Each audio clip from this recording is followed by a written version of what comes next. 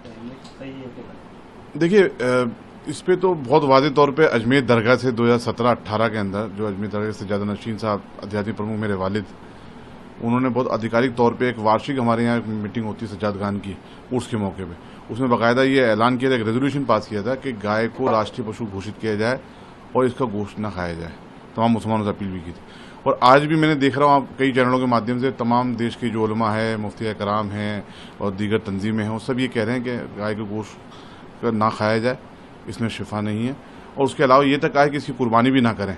क्यों? क्योंकि अगर ऐसा कोई काम करते हैं जिससे हमारे दूसरे दीनी भाई जो दूसरे मज़हब के लोग हैं और दूसरे हमारे हमवतन हैं, उनके अगर किसी मजहबी जज्बात को ठेस पहुंचती है तो ये हमारे लिए भी नागवार वाली बात है।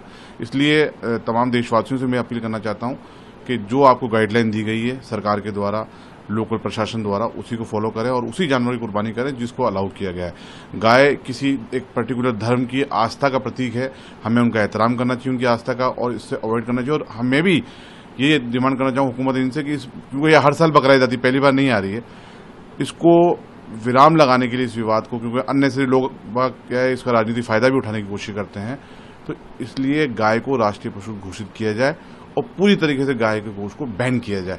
मैं तो कहता हूँ यहाँ तक कि फांसी की सजा दी जाए, इसके अंदर प्रावधान रखा जाए, ताकि ये विवाद खत्म हो। कुछ लोग मैंने देखा कि आपके चैनलों, कई चैनलों के माध्यम से इसका राजनीतिक फायदा उठा रहे हैं और अननेसेसरी विवाद क्रिएट कर रहे हैं। देखिए, इस्लाम में बहुत वाज़ेह तौर पे है और मुसलमान बहुत अच्छे से समझता है। पूरी पिछले 3 महीने से अपीलें हो रही हैं, मुझे पूरी उम्मीद है कि कहीं पे भी ऐसा वाकया ना तो देखने में आया हो गाय का, और लोगों ने बातें भी मानी अपने अपने उलमाओं की, अपने अपने प्रशासन की, और शांति के साथ ईद संपन्न। हम तो यही दुआ करेंगे। नमाज की बात करें तो नमाज सड़क पर पढ़ना कितना सही है? देखिए, नमाज कोई सड़क पे नहीं पड़ता है, कई मजबूरी आ जाती है तो शायद हो सकता है कि मस्जिदें फुल हो जाती हैं तो कोई कभी कभार नमाज रोड पे आ जाती है, क्योंकि ईद के इनके मौके ऐसे होते हैं कि बहुत ज़्यादा तादाद में पब्लिक पहुंचती है।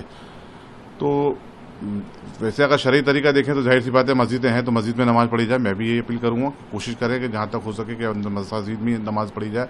हमारी इबादत से ऐसा कुछ ना हो कि किसी और को तकलीफ हो। हाँ, ये वाज़ेह तौर पे हमारे मुफ्ती कराम पे कई बार फरमा चुके हैं कि ऐसी इबादत नहीं होनी चाहिए जिससे आपकी दूसरे को तकलीफ हो।